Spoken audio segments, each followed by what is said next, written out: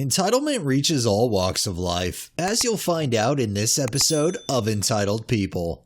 Our first one is from Nacho Mama 55. Many years ago, in a land a few blocks away, I loved to ride my bicycle. Single mother, no car. It was nothing really special, but it got me all over town. I mostly kept on sidewalks because traffic can be filled with too many entitled drivers. I got to a corner and saw a car coming up the side street to the stop sign. The driver slowed way down, so I assumed he would stop where he was supposed to. He didn't. My bad, because I had already started to ride my bike off the curb into the street in front of him.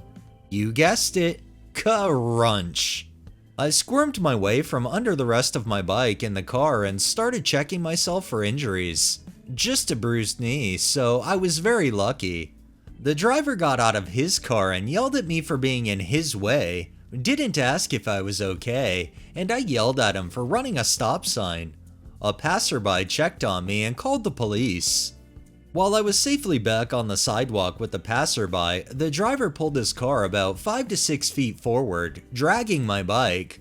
I think he knew he was in trouble, so he altered the accident site to look like he was already around the corner, because when the police came, that's what he told them.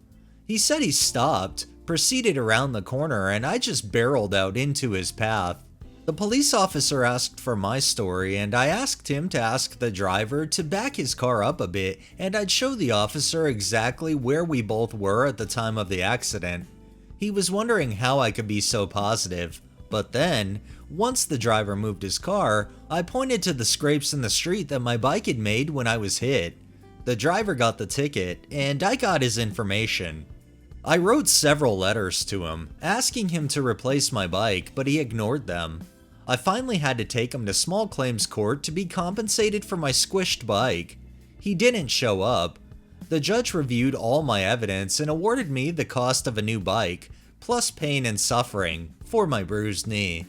The court served him those papers, but he ignored them too. Now, I'm frustrated. No money, no bike. And the real entitlement begins. I found another second-hand bike and start riding around again. I decide to pedal by the driver's house just because I'm curious, and there's a for sale sign on his lawn. So he's trying to move and make a getaway just to avoid paying me? I went home, gathered all my paperwork regarding the judgment, and head to the courthouse. There, I filed a lien against his house for the judgment amount. Then I called his realtor and informed her of the judgment and lien. She called the driver. Now, 6 months or so after the incident, I finally hear from the driver. He called and threatened me over the phone, telling me he had witnesses who could prove I was wrong about how the accident happened. I informed him that the time to have brought those witnesses was at the court date, which he missed. He told me that I'd better take the lien off the house. I refused. He tried to tell me he could sell it, then he would pay me. I told him that's not the way it works. Pay me, and then I take the lien off. He growled something and hung up on me. 2 months later, I get a call from the realtor who wants to stop by and drop off a check. I sign the lien release and get a cashier's check, and my kids had a great Christmas. Edit, for all those who are wondering, his actual ticket was for not having insurance, not for hitting a pedestrian in a crosswalk. It's amazing, if this guy had witnesses, you would think, yeah, he would have brought them to court, but the fact that he skipped the court and then he skipped everything else and was just trying to outright avoid you shows he was 100% in the wrong. That was smart thinking, and I'm glad you ended up getting your money from him. This next one is by The Weeb Queen 17. The candy store I work in allows service animals, and because my old dog Bella, rest in peace, was a service dog for my mom, I read up on the ADA laws and I can immediately tell what animals are service animals and what are just pets. When it comes to fake service animals, I'm not nice, especially when people try to argue with me about it after. Today, a lady came in, her dog wrapped up in a blanket in her arms. I immediately knew it wasn't a service dog. Excuse me, ma'am, but we only allow service dogs. She is a service dog. Then what tasks does she perform? Emotional support. Well, emotional support animals aren't protected by the ADA. Therefore, they aren't considered service animals. I'm sorry, ma'am, but emotional support animals are not protected by the ADA and aren't considered service animals. I can't serve you. She started to scream at me, threatening to sue me and call the cops. My response was, for what? Refusing service to a woman who is faking a service animal? Which, by the way, is a civil penalty fine up to $250 each time in this state? Go ahead, call the cops. I'll be here. She went silent after that and just left, thank God.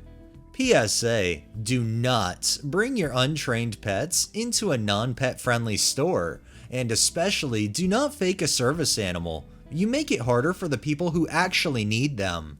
I almost feel like people who use that to try to bring their pets into stores are just trying to find a loophole that doesn't exist, and at the same time try to make people feel bad and guilty if they tell them they can't bring in their animal. As if them not bringing in their animal would cause them to cease to function.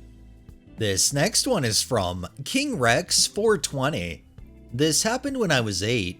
My dad's niece, who was about 19 at the time, was staying over at our house for a few days. She lives in Melbourne while we live in NSW, so this was the first time I met her.